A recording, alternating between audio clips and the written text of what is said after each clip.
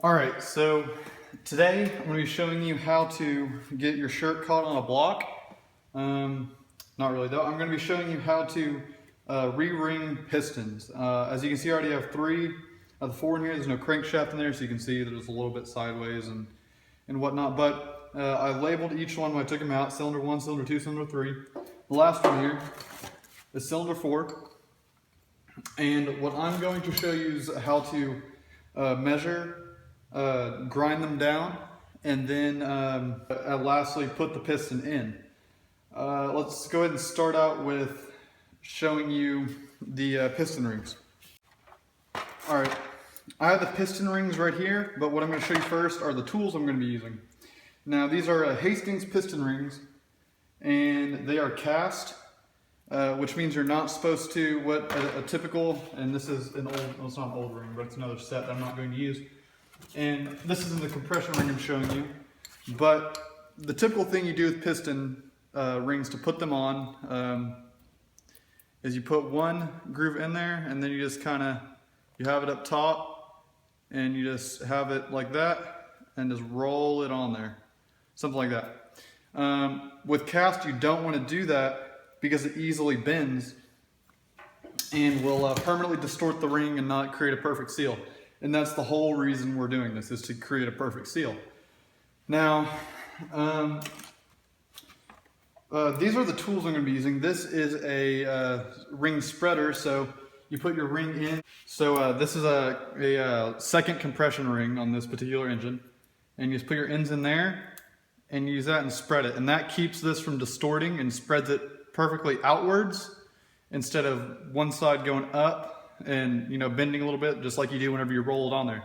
So this is a good tool to have when you're working with cast piston rings.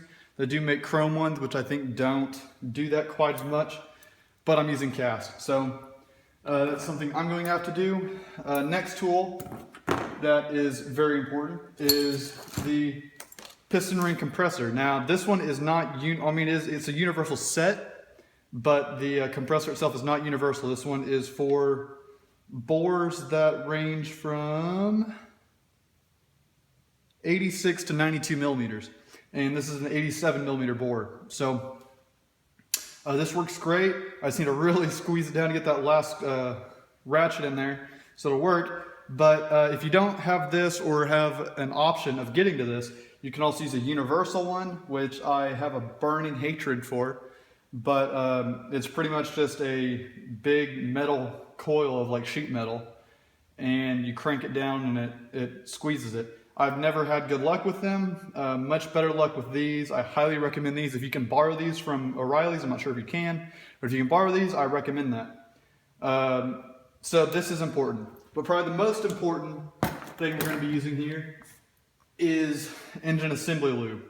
Now I just, before I put the piston in there with the rings, I go ahead, and there goes the spreaders, but I just go ahead and coat all the rings and make sure there's enough lube in there so when it's going down, I'm tapping it down into the bore.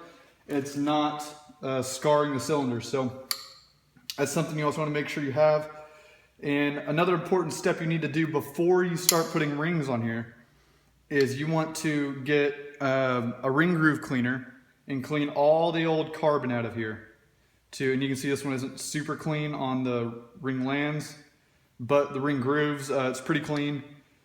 But you want to make sure you get all that carbon out, because that carbon will take up space in between the piston and the ring, and when it goes to compress, it won't squeeze in enough, and it will just hit the top of the deck and won't go into the cylinder. So that's a problem you'll run into. This is very important to make sure that these ring grooves are as clean as possible.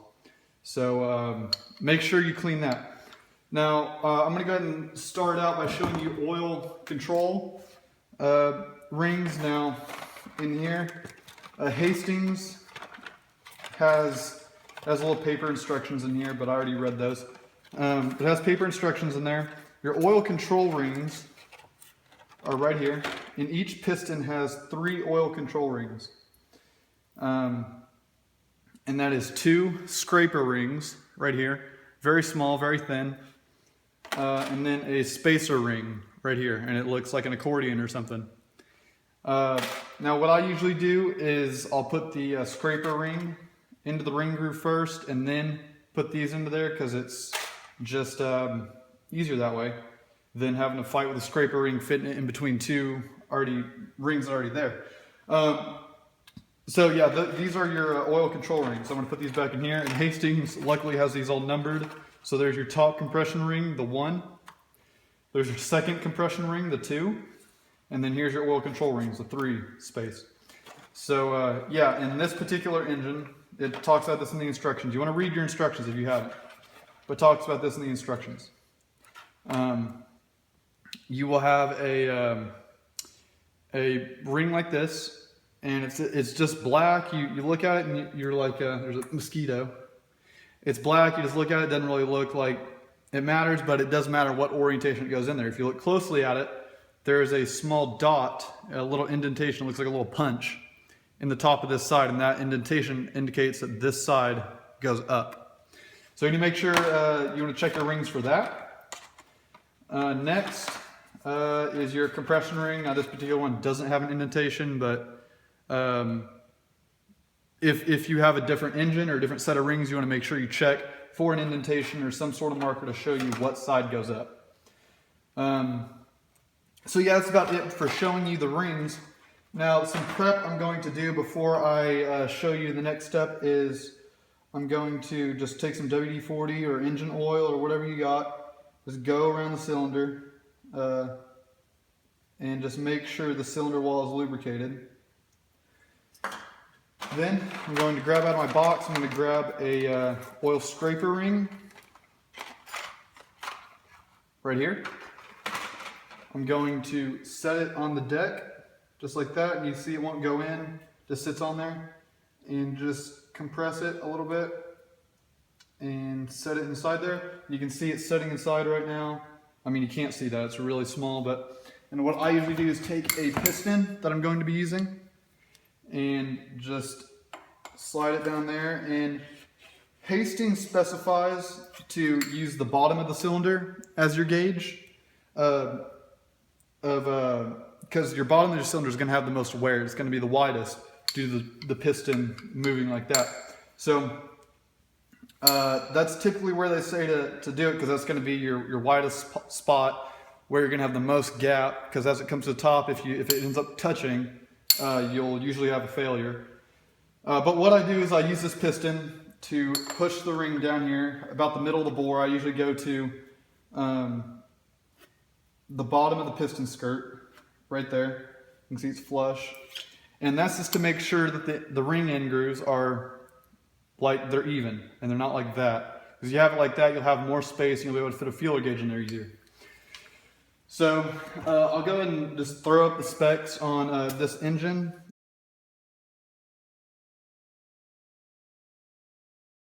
There's no, I mean, if you're using a different engine, it's different. This is an H22A4, and if I am recording with my phone right now, so I can't show you, or I can't look at them real quick, but I'm going to go ahead and say that I believe these scraper rings were supposed to be gapped at 8 thousandths to some ridiculous number like 30 thousandths or something like that. Like it's a huge gap, maybe 28 thousandths. But so what I'm going to do is go ahead and get my feeler gauges out, and if I remember right, what most of them have been are gosh, what were they? I don't remember, honestly, but they were more than 8 and they were less than 30, so they were within the new spec range. So what I'm going to go ahead and do is just put like a 22 in there. I'm going to see if a 22 feeler gauge fits in between this gap right here on the rings. So I'm just going to take my feeler gauge and find that gap on the cylinder wall. In this case, it's over here. I'm going to put it in here, and you can't see what I'm doing, but I'm just putting it in there, and it fits all the way from the ring end to the cylinder wall. So that means the gap is bigger than 22 thousandths. So I'm going to have to get a bigger gauge here. Let's go 25, because if you go bigger, you can go backwards and kind of narrow it down rather than just keep going up one by one. It's kind of time consuming. So here's 25 thousandths. That's 3 higher than we were at. And this one also goes all the way to the cylinder wall. So let's go all the way to 30. And really, if you're looking at the specs, if you just put in an 8 thousandths, it fits right in with a lot of gap, then you're good. And if you go ahead and try to put a 30 thousandths in there and it doesn't fit, then you are also good. And you can just call it usually. So since that's actually gapped out, let's go ahead and try to find next one. Here we go, 30 thousandths right here. So let's go ahead and see if 30 thousandths fits in there.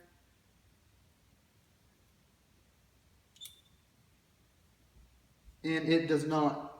But one thing you also want to make sure is after you find one that doesn't fit or whatever, you want to just run your finger along the inside of the ring and make sure that you pushing feeler gauges against it hasn't made it move like that. Because if it moves like that, you'll have an increased gap and you'll have to straighten it back out using the piston method. You could, but you have to straighten it back out to get an accurate measurement of the gap between there. So just something new. So this one is actually good. So I'm going to go ahead and measure the other one. I'm going to skip that. Now, luckily, all of my piston rings were within spec. But if yours weren't, what you do is get a file. I usually get a fine grit file and put it in the vise. Get your piston ring. And what you want to do is, so this is your ring. What you want to do is set it inside, and you never want to pull away from you, because that will put a burr on the outside, which will end up scraping the cylinder wall. What you want to do is start it here, and push down. And try to keep it as flush as possible. You'll be able to see on the ring, you'll be able to see where it's wearing. Now Hastings doesn't recommend you file their rings. I mean, if you have rings that need to be filed, then that's what you'll have to do. And there'll be a little bit of burrs on each side, and what I usually do is same thing. You don't want to burr on that side. So just go along it and get the burrs off it.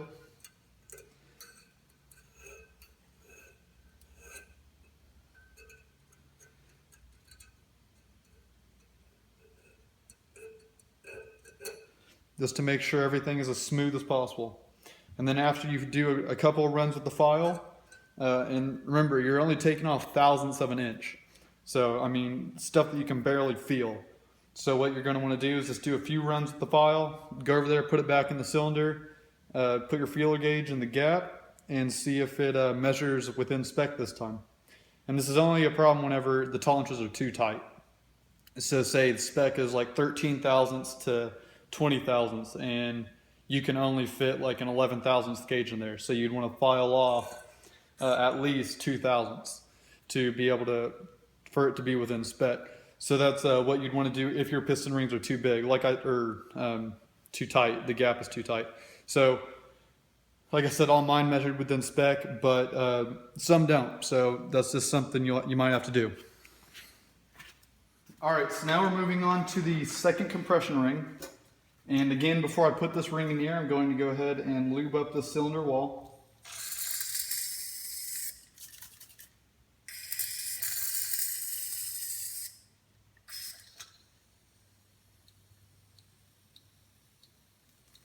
All right, so lubed up.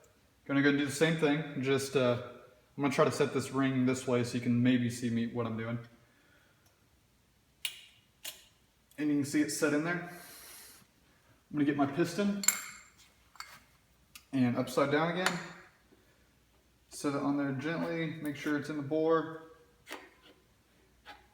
and just work its way down. So now that's on there. Same thing, get your feeler gauges out. Now my other second rings have been within spec. Well, actually, I think, what is it? I think it's 28 thousandths on the second one. The first one is like 24 thousandths or something like that. But either way, they've been on the higher side, which is A bit alarming for my cylinders, but I'm gonna run it.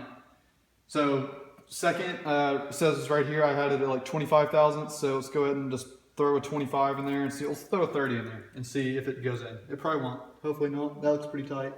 So yeah, definitely not 30 thousandths.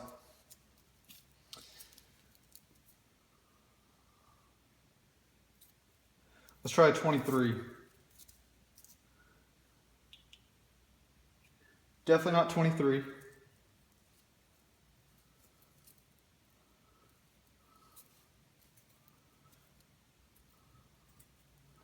try an 18.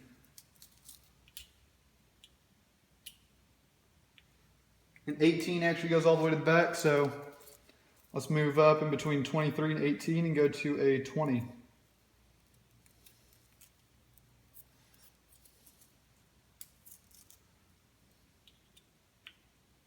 20 fits, so I know it's between 23 and 20, so it can either be a 22 or a 21. Both of those are within spec, so I'm going to go ahead and just pull that ring out of there. And you would be careful again not to make these two sides bend. So you can just grab it and pull it out of there as straight as possible. And set it aside if you don't have another piston, like I don't, since I have the rest of them inside the cylinder. And then move on to your top compression ring. And again, before you do that, you want to lube your cylinder up since you've just scraped all the lubricant down. All right, so there's that.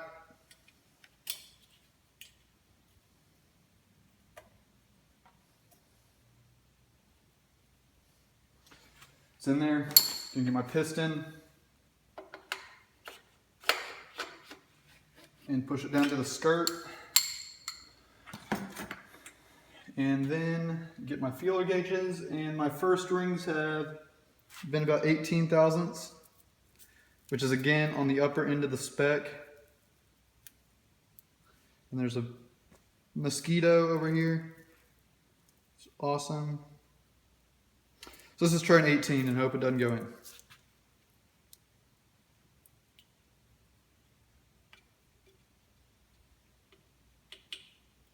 An 18 does go in, so I'm going to go ahead and check this and make sure that they are in line. And I'm going to put a 20 in there. And if it's a 20, if an 18 goes in and a 20 doesn't, that means it's a 19. 20 goes in there.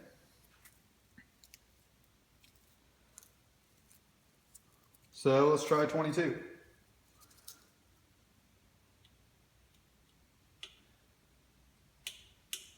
And 22 doesn't go in there, so we're going to go ahead and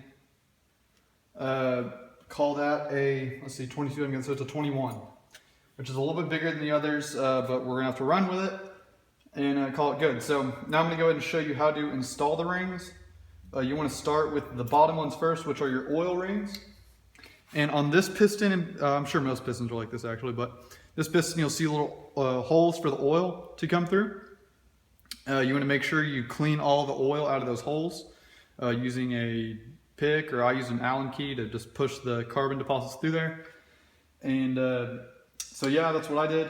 What I'm going to do first is get my oil control ring, and these ones I actually roll on there because my ring spreader tool isn't big enough. Now this gap is kind of hard to see, but there is a gap on it, and what I do with this gap is I put it right in the middle of this valve relief right here. If you set any, I don't know what will happen, I assume a failure because it advises not to, but you do not want to set a ring gap either at the front, the back, or these thrust surfaces, which are, you know, directly perpendicular to your the front and the back. So you don't want to have a gap there. Not sure what will happen, but I'm assuming not something good. So yeah, now I have the oil control ring in there, spacer ring. Here's my scraper ring Like I said, I'm going to roll this one in there because I have no way of getting it in there otherwise. And I'm going to put this one on bottom so I don't have to deal with getting around it. And the goal of having this in here, what you want to do is, let's see if I can see it.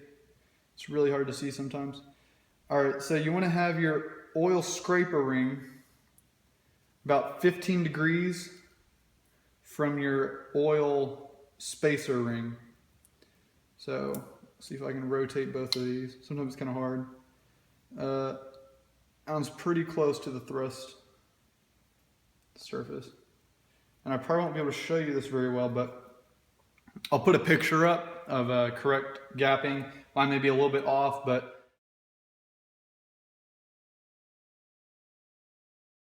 so I have the spacer gap here. I have the scraper gap here on the bottom, and my top scraper gap is going to be like right here-ish. Just 15 degrees. You want the scraper rings 15 degrees on either side from the gap on the spacer ring. So I'm going to go ahead and put my second scraper ring on there. All right. So that's actually set up how it should be. Now you want to be careful setting things on this head surface. I'm not sure if I have been or not, but if I have, don't follow what I do right there. Go ahead and set something there. This isn't a workbench. This is a perfectly machined surface because I just had it decked. But I have it here so I can show you. I should have like cardboard up here or something, but I don't. But what I'm going to go ahead and do is set this down carefully. Get my ring spreader tool that fell.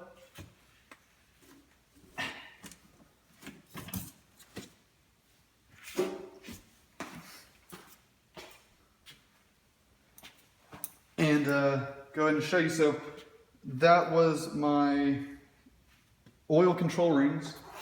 This is my second compression ring. And as I said, you got to watch on here. You got to look for the indentation that signifies that it is the top. This is. So what I'm going to do is go ahead and set this in here. Just like that.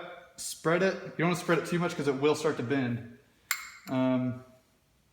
And you can see my piston maybe facing forward. And then with the scraper gaps around here on this valve relief, I'm going to set these ones over here. Just like that. So in the middle of this valve relief is where this compression ring gap is. And now we have the top ring. And it does not have something to show you where the top is. So it can go in either way. So I'm going to set my piston here, again gently. And I'm going to put my ring inside my spreader. Spread it a little bit. And I'm going to set with the second compression gap right there. I'm going to set the first one at this valve relief, directly across from it. Just like that. Now you rotate a little bit. Now, to go into the cylinder, what I'm going to do is get some assembly lube. And of course, I'm going to spray this down again, just to make sure everything is as lubed up as possible. And I'm just going to put lube all the way along this. And then to keep from moving these rings from where I've set them at, I'm going to, well, that one needs to be moved a little bit, but to keep most of them from moving, what I'm going to do instead of just like taking my finger and going around it, I'm just going to pat it. And that's the reason I use so much, because I'm not going to be able to spread it like that. So I just go around it and tap it on there, make sure everything is lubricated.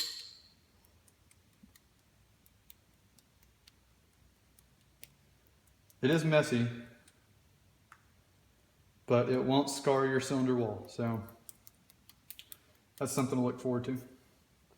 Now this is lubed up, I'm going to go ahead and show you how to use the ring compressor.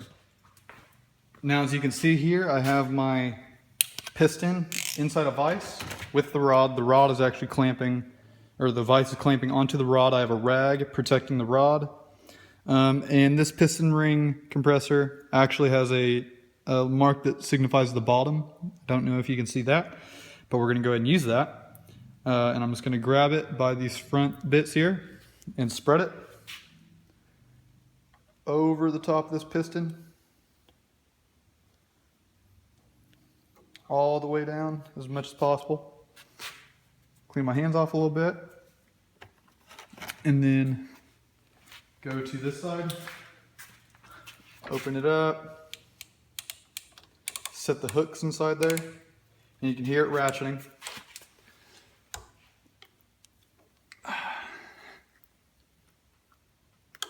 All right, and you can hear it ratchet right there. So this is really tight right here. What I'm going to do is go back over to the engine and show you how to put this in.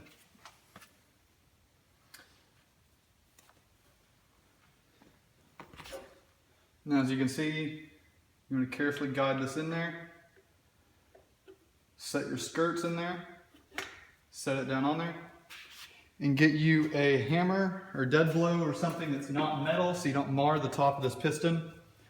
And you just want to hold the outside of this compressor against the deck and just tap this in there.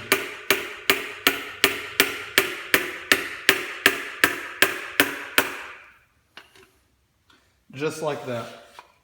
Now, if you start going down and you feel any resistance at all, stop. The whole reason I had to buy a whole other set of rings is because the oil control ring on one of them got caught up on the head and it folded up as it was going down in the cylinder. There's a little bit of resistance, not a whole lot, but I was just tapping it. And when I was like, oh, it's in the cylinder. And then I looked at it, the oil control ring is folded up. So again, any resistance at all, stop. Go ahead and just come out from the bottom and push the piston back out and start over. Because it's not worth ruining a set of piston rings, just being frustrated trying to get something in there. So that's about it for this video. This is kind of an update on my H22 H2B build for my Civic. Yeah, so I'd let you guys know it's coming along, and I'm still working at it. It hasn't stopped, but it is still a process. So I'm trying to take it as slow as possible and make sure everything's going right. But yeah, so if this video helped you out, leave a like. Let me know what you think. If I did something wrong, let me know that too. I like to hear that. Most of all, just let me know what you guys think. Thanks for watching.